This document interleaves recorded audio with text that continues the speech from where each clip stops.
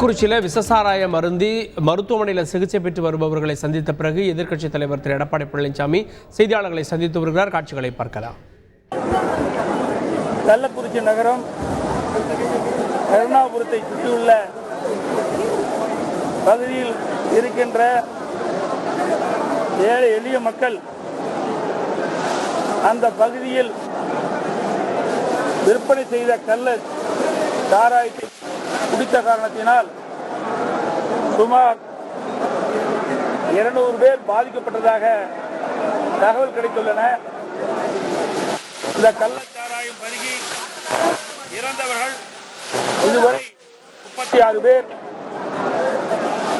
மருத்துவமனையிலே சிகிச்சை பெற்று வருவதுடைய எண்ணிக்கை சுமார் 133 பேர். இன்னும் பல பேர் இந்த கள்ளச்சாராயம் பருகி பாதிக்கப்பட்டுள்ளார்கள் என்ற தகவல் கிடைத்திருக்கின்றன. பாதிக்கப்பட்ட ஒவ்வொருவராக மருத்துவமனையிலே இன்றைக்கு சேர்க்கப்பட்டு வருகிறார்கள். இந்த கள்ளச்சாராயம் விற்ற பகுதி கள்ளக்குறிச்சி நகரத்துடைய மைய பகுதி. இந்த கள்ளச்சாராய விற்பனை நடைபெற்ற பகுதிக்கு அருகில் காவல் நிலையம் இருக்கின்றது. அங்கே நீதிமன்றம் இருக்கின்றது. அதோடு இந்த கள்ளக்குறிச்சி மாவட்டம் தலைமையிடமாக இருக்கின்றது. மாவட்ட காவல்துறை கண்காணிப்பாளர் இங்கேயே இருக்கின்றார். மாவட்ட ஆட்சித்தலைவரும் இருக்கின்றார்கள். உயர் அதிகாரிகளும் இருக்கின்றார்கள். இன்றைக்கு காவல்துறை சேர்ந்த அதிகாரிகளும் இந்த கள்ளக்குறிச்சி நகரத்திலே இருக்கின்ற இந்த சூழ்நிலையில் இந்த கள்ளச்சாராய விற்பனை இன்றைக்கு விற்ற காரணத்தினால் அந்த கள்ளச்சாராயத்தை பருகியவர்கள் இன்றைக்கு 36 பேர் இறந்திருக்கின்றார்கள். இது வேதனையான சூழ்நிலை. அது மட்டுமல்ல, இன்றைக்கு பாதிக்கப்பட்டவர்கள் புதுச்சேரி ஜிப்டர் மருத்துவமனை, கள்ளக்குறிச்சி அரசு பொது மருத்துவமனை, விழுப்புரம் அரசு பொது மருத்துவமனை, சேலம் அரசு பொது மருத்துவமனை இந்த மருத்துவமனையிலே சேர்க்கப்பட்டு இன்றைக்கு பாதிக்கப்பட்டவர்களுக்கு சிகிச்சை அளிக்கப்பட்டு வருகிறது. இந்த ஆட்சியுடைய நிர்வாகம் எப்படி இருக்கும் என்பதை எண்ணி பார்க்க வேண்டும். அது மட்டுமல்ல, எங்களுக்கு கிடைத்த தகவல், பத்திரிகை ஊடக செய்திகள், பரவலான தகவல்கள், வலையில் வருகின்ற செய்திகள், இதற்கு பின்னாலே மிகப்பெரிய ஒரு கும்பல் இருப்பதாக கிடைத்திருக்கின்றன. அதுவும் ஆளுங்கட்சியை சேர்ந்த அதிகாரமிக்கவர்களே இதில் ஈடுபட்டிருப்பதாக தெரிகிறது. இல்லாவிட்டால் இவ்வளவு துணிச்சலாக நகர மைய பகுதியில் காவல் நிலையத்திற்கு அருகில் இந்த கள்ளச்சாராய விற்பனை நடைபெறுமா? இன்னைக்கு மக்களிடத்திலே மிகப்பெரிய கொந்தளிப்பை ஏற்படுத்தியிருக்கின்றது. இன்னும் எவ்வளவு பேர் சிகிச்சையில் குணமடைவார் என்று தெரியவில்லை. இன்றைக்கு சிகிச்சை பலனளிக்காமல் நேற்றையிலிருந்து ஒவ்வொருவராக இறக்க வேண்டிய ஒரு சூழலை பார்க்கின்ற பொழுது மிகுந்த வேதனையும் அதிர்ச்சியும் இன்றைக்கு அடைந்திருக்கின்றோம். இதற்கு முன்பு விழுப்புரம் மாவட்டம், செங்கல்பட்டு மாவட்டத்தில் கள்ளச்சாராயம் மருந்து 22 பேர் உயிரிழந்தார்கள். அப்பொழுது நான் விழுப்புரம் மாவட்டத்திற்கு வருகின்ற அரசு மருத்துவமனையை அந்த சிகிச்சை பெறுவர்களை பார்த்துட்டு பேட்டி கொடுத்தேன். அப்பொழுதும் நான் சொன்னேன், தமிழகத்தில் கள்ளச்சாராயம் அதிகமாக விற்பனை செய்யப்படுகிறது. இதனால் ஏழை எளிய மக்கள் இந்த கள்ளச்சாராயத்தை குடித்து இறக்கின்றார்கள். இதை தடுத்து நிறுத்த வேண்டும், இரும்பு கரம் கொண்டு நடவடிக்கை எடுக்க வேண்டும் என்று அப்பொழுதே தெரிவித்தேன். அப்பொழுதும் ஆளுங்கட்சி சேர்ந்தவருடைய அதிகார பலமிக்கருடைய ஆதரவோடுதான் இந்த கள்ளச்சாராய விற்பனையும் ஈடுபட்டதாக ஊடகத்திலும் பத்திரிகையும் செய்தி வந்துள்ளன.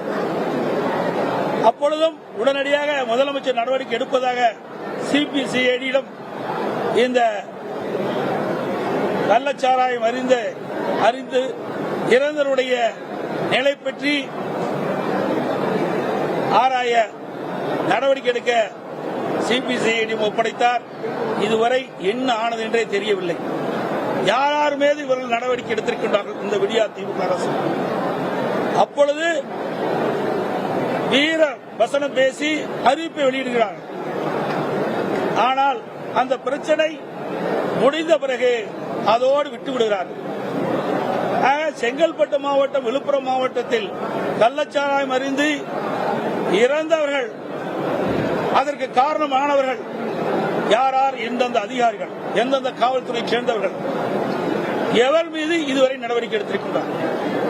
இப்பொழுதும் இவ்வளவு பிரச்சனை ஏற்பட்டிருக்கின்றது. நேற்றைய தினம் இந்த மாவட்டத்துடைய பொறுப்பு அமைச்சர், பொதுப்பணித்துறை அமைச்சர், மக்கள் நல்வாழ்வுத்துறை அமைச்சர் நேற்று பேட்டி கொடுத்திருக்கிறாங்க. அப்ப என்ன சொல்றாங்க, இந்த கள்ளச்சாராயம் விற்பனை குறித்து அரசுக்கு தகவல் கிடைத்திருந்தால் நடவடிக்கை எடுப்போம் என்று சொல்கிறார். எங்களுடைய சட்டமன்ற உறுப்பினர், கள்ளக்குறிச்சி சட்டமன்ற உறுப்பினர் செந்தில்குமார் அவர்கள் ஒரு 5 தினங்களுக்கு முன்பு மாவட்ட காவல் கண்காணிப்பாளர் தொலைபேசி வாயிலாக கள்ளச்சாராய விற்பனை, போதைப்பொருள் விற்பனை அமோகமாக நடைபெற்றுக் கொண்டிருக்கிறது, இதை தடுத்து நிறுத்த வேண்டும் என்று அவரிடத்தில் தெரிவித்திருக்கிறார். நேற்றைய முன்தினம் அவர் நேரிலே சந்திக்கின்ற பொழுது காவல்துறை கண்காணிப்பிடம் தெரிவிக்கின்றார், நான் குறிப்பிட்டேன், இன்னும் நடவடிக்கை எடுக்கவில்லை, ஆகவே கள்ளச்சாராயம் விற்பனையை தடுத்து நிறுத்த உரிய நடவடிக்கை மேற்கொள்ள வேண்டும் என்று தகவலை கொடுத்தார் சட்டமன்ற உறுப்பினர். ஆனால் காவல்துறை சேர்ந்த அதிகாரிகள் எந்த நடவடிக்கையும் எடுக்கவில்லை. அதோடு 29/3/2023 அன்று நம்முடைய கள்ளக்குறிச்சி சட்டப்பேரவை உறுப்பினர் செந்தில்குமார் அவர்கள் ஒரு கவன ஈர்ப்பு தீர்மானத்தை சட்டமன்றத்திலே சபாநாயகரிடம் அளித்தார். அதிலே கூட குறிப்பிட்டிருக்கின்றார், இன்றைக்கு கள்ளக்குறிச்சி மாவட்டம் தியாகதுருவம் ஒன்றியம் கூத்துக்குடி கிராமத்தைச் சேர்ந்த ஜெய்சங்கர் அவர்களின் மகன் ஜெகன்ஸ்ரீ என்பவர் 23/3/2022 காலை 8 மணியில் பரஞ்சரம் காவல் நிலையத்தில் தனது மகன் காணவில்லை என்று புகார் தெரிவித்திருந்த நிலையில் கூத்துக்குடி கிராமத்தை 3 நபர்களை பிடித்து வந்து விசாரித்து மது அருந்து அழைத்துச் சென்று மது பாட்டிலால் தலையில் தாக்கி கழுத்தில் குத்தி கூத்தடியில் உள்ள வனத்துறைக்கு சொந்தமான இடத்தில் புதைத்து விட்டனர். எனவே இப்பகுதியில் கஞ்சா மற்றும் கள்ளச்சாராயம் ஆகியவை பெரும் புழக்கத்தில் உள்ளதால் அதை உடனடியாக தடுத்து நிறுத்த வேண்டிய அவசியம் குறித்து இன்றைக்கு விவாதிக்க வேண்டும் என்று இன்றைக்கு பேரவைத் தலைவரிடத்தை கொடுத்தார். இதை விசாரிக்கப்பட்டிருந்த அந்த கவன தீர்மானத்தை எடுத்து சட்டமன்றத்திலே விவாதிக்கப்பட்டிருந்தால் இது முதலமைச்சருடைய துறை. ஆகவே இந்த பகுதியில் எந்தெந்த பகுதியில் கள்ளச்சாராய விற்பனை நடைபெறுகிறது, எந்தெந்த பகுதியில் இன்றைக்கு போதைப்பொருள் விற்பனை நடைபெறுவதை கண்டறிந்து நடவடிக்கை எடுத்திருக்கலாம். நேற்றைய தினம் அமைச்சர் சொல்கிறாரே, எங்களுடைய சட்டமன்ற உறுப்பினர் கவன ஈர்ப்பு தீர்மானத்தை கொடுத்திருக்கின்றோம், தகவல் கிடைத்திருந்தால் நடவடிக்கை எடுப்போம் என்று சொன்னார். கவன ஈர்ப்பு தீர்மானத்தை நீங்கள் எடுக்கல. ஆக இந்த கள்ளக்குறிச்சி மாவட்டம் மட்டுமல்ல, கள்ளக்குறிச்சி நகரம் மட்டுமல்ல, தமிழ்நாடு முழுவதும் இன்றைக்கு போதைப் பொருள் நிறைந்த மாநிலமாக திகழ்கிறது. கள்ளச்சாராயம் 6 எடுத்து 6 போல் ஓடிக்கொண்டிருக்கின்றது. ஏழை எளிய மக்கள் கள்ளச்சாராயத்தை குடித்து விலை மதிக்க முடியாத உயிரை இன்றைக்கு துறக்க வேண்டிய அவலங்களை இந்த ஆட்சியிலே பார்க்கப்படுகிறது. இன்னும் சொல்ல போனா திருச்செங்கோட்டில் நீங்க பாத்தீங்கன்னா நாமக்கல் மாவட்டம் திருச்செங்கோடு தாலுகாவில் தேவனாங்குறிச்சி அங்க வந்து திமுக நிர்வாகி, திமுக கவுன்சிலர் இன்றைக்கு அவருக்கு சொந்தமான குடோன்ல இந்த கள்ளச்சாராயத்தை பாட்டில் அடைத்து அங்க இருக்கின்ற சந்து கடையில் விற்பனை செஞ்சிருக்கிறாங்க. இதை உடனே அவருக்கு அரசுடைய கவனத்திற்கு கொண்டு சென்றோம். உடனே இதை விடியா திமுக அரசுடைய முதலமைச்சர் சம்பந்தப்பட்டவரை கைது செய்யாமல் அதில் வேலை பார்த்த வடநாட்டு தொழிலாளர்களை அதற்கு கைது செய்து கண் துடைப்பு நாடகம் அடித்துட்டார். இதுக்கு பின்புலம் திமுக கட்சி சேர்ந்த நிர்வாகிகள் தான் பின்புலமாக செயல்பட்டுக் கொண்டிருக்கின்றார்கள். இல்லாவிட்டால் இப்படிப்பட்ட மரணம் நடைபெறாத, இந்த மரணம் நடைபெறுவதற்கு காரணம் விடியா திமுக முதலமைச்சருடைய நிர்வாக திறமையற்ற முதலமைச்சர் ஆண்டு கொண்டிருக்கின்றார். இதற்கு பின்புலமாக திராவிட முன்னேற்ற கழகத்தைச் சேர்ந்த நிர்வாகிகளே ஈடுபட்டிருக்கிறார் என்று வெள்ள தெளிவாக பல்வேறு சந்தர்ப்பங்களில் தெரிய வருகிறது. அதனால் இவ்வளவு உயிர்கள் இன்றைக்கு போவதற்கு காரணம், இவ்வளவு மரணங்கள் ஏற்படுவதற்கு காரணமாக இருந்த நிர்வாக திறமையற்ற முதலமைச்சர் திரு ஸ்டாலின் அவர்கள் ராஜினாமா செய்ய வேண்டும். அதுதான் பொருத்தமா இருக்கும். ஏன்னா ஒவ்வொரு முறையும் ஏதாவது ஒரு சாக்கு போக்க சொல்லி இன்றைக்கு அவர்கள் இதை காலம் கடத்தி இப்படிப்பட்ட ஏழை எளிய மக்கள் விலைமதிக்க முடியாத உயிர் துறப்பதற்கு காரணமாக இருக்கிற அரசாங்கம் விடியா திமுக அரசாங்கம் இந்த நேரத்தில் சுட்டிக்காட்டுகிறேன். இதற்கு தார்மீக பொறுப்பேற்று திராவிட முன்னேற்ற தலைவர் தமிழகத்தினுடைய முதலமைச்சர் திரு ஸ்டாலின் அவர்கள் ராஜினாமா செய்ய வேண்டும் என்று நாங்கள் வற்புறுத்துகிறோம். அது மட்டுமல்ல, இன்றைக்கு விக்கிரவாண்டி சட்டமன்ற தேர்தல் நடக்குது. அதுல பூத் வாரியா பிரிச்சு அமைச்சரை நியமிக்கிறாங்க. ஒன்றியத்துக்கு 5 அமைச்சரை நியமிக்கிறாங்க. இவ்வளவு பேர், சுமார் 200 பேர் கள்ளச்சாராயம் குடித்து ஆபத்தான நிலையில் இருக்கிறார்களே. இதற்கு ஒரு 20 பேருக்கு ஒரு அமைச்சரை போட்டு இன்றைக்கு சென்னையிலிருந்து மருத்துவர்களை அழைத்து வந்து இன்னைக்கு உயர்தர சிகிச்சை அளிக்கப்பட்டிருந்தால் பல பேரை காப்பாற்றிருக்கலாம். ஆனால் மக்கள் மீது அக்கறை இல்லாத அரசாங்கம், அவளுக்கு ஆட்சி அதிகாரம் தான் முக்கியம்.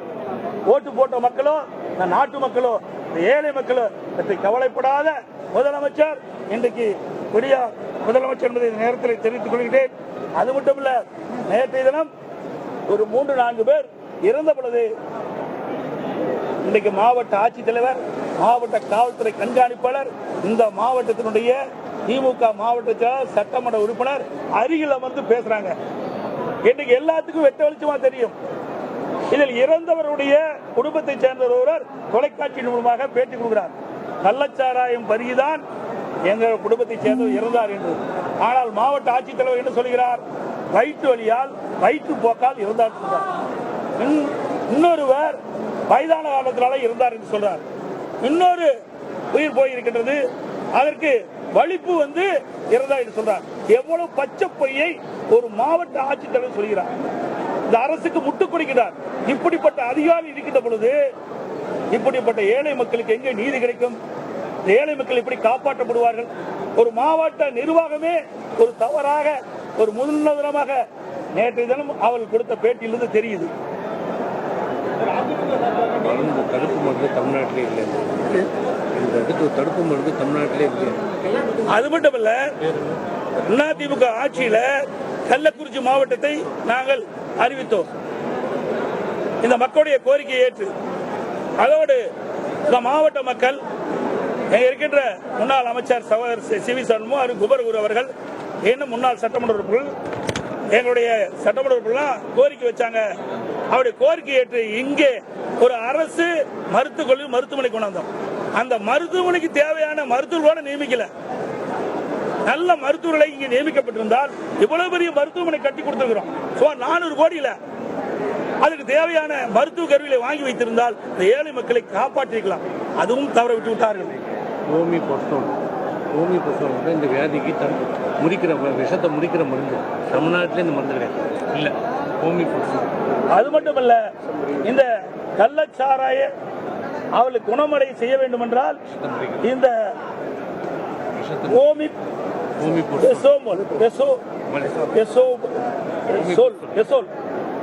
பெசோல் என்ற மருந்து இதுக்கு இருந்திருந்தால் இந்த விஷச்சாராயம் அறிந்தவர்களை குணப்படுத்திருக்க முடியும். அதுவும் தமிழ்நாட்டில் எந்த மருத்துவமனையும் இல்லை. ஆக இப்படிப்பட்ட ஒரு அவல ஆட்சி தமிழகத்தில் நடைபெற்றுக் கொண்டிருக்கிறது. இதற்கெல்லாம் தார்மீக பொறுப்பேற்று இன்றைய முதலமைச்சர் திரு ஸ்டாலின் அவர்கள் ராஜினாமா செய்ய வேண்டும்.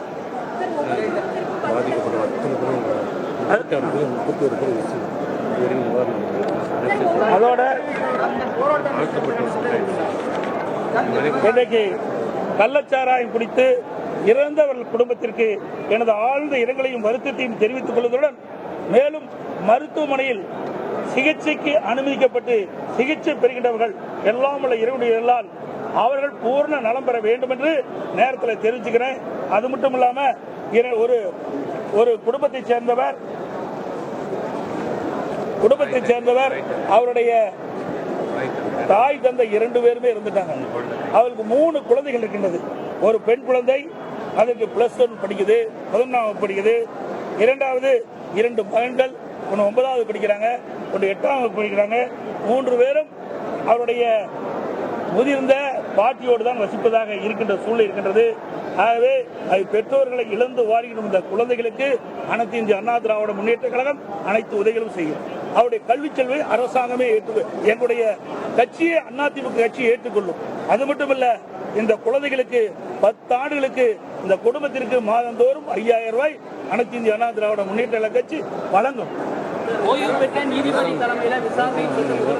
அதே போல அரசாங்கம் இன்றைய தினம்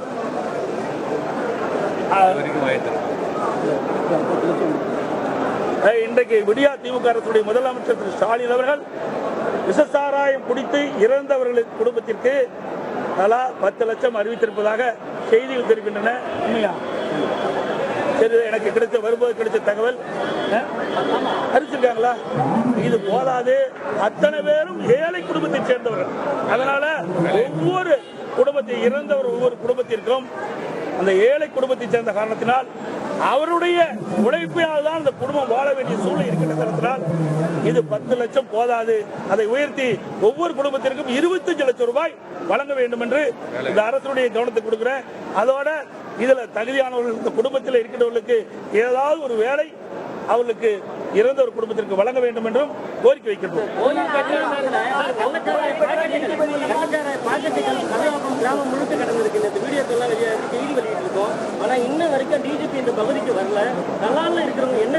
இந்த அரசாங்கமே இல்லையே, அரசாங்கமே செயல்படலையே. ஏன்னா எல்லாமே இன்னொன்னு சொல்ல வேண்டியது பொருத்தமா இருக்கு நினைக்கிறேன். பொதுக்குழு கூட்டத்தில் திரு ஸ்டாலின் பேசுறார், நான் இரவில் தூங்கி காலையில் கண் விழிக்கின்ற பொழுது எங்க கட்சி நிர்வாகிகளால் என்ன பிரச்சனை ஏற்படுமோ என்று அவரே சொல்லியிருக்கார் பொதுக்குழு கூட்டத்தில். அப்படின்னா கட்சி அவர் கட்டுப்பாட்டில் இல்ல. அதனாலதான் அவர் கட்சி சேர்ந்த நிர்வாகிகள் இவ்வளவு ஆட்டம் போடுறாங்க. இன்றைக்கு மக்களை இன்றைக்கு வாட்டி வதைக்கின்றார்கள் இந்த திமுக கட்சி சேர்ந்த நிர்வாகிகள், உயர் பதவியில் இருக்கின்றவர்கள். ஆகவே இதற்கெல்லாம் ஒரே தீர்வு, திரு ஸ்டாலின் ராஜினாமா செய்யணும்.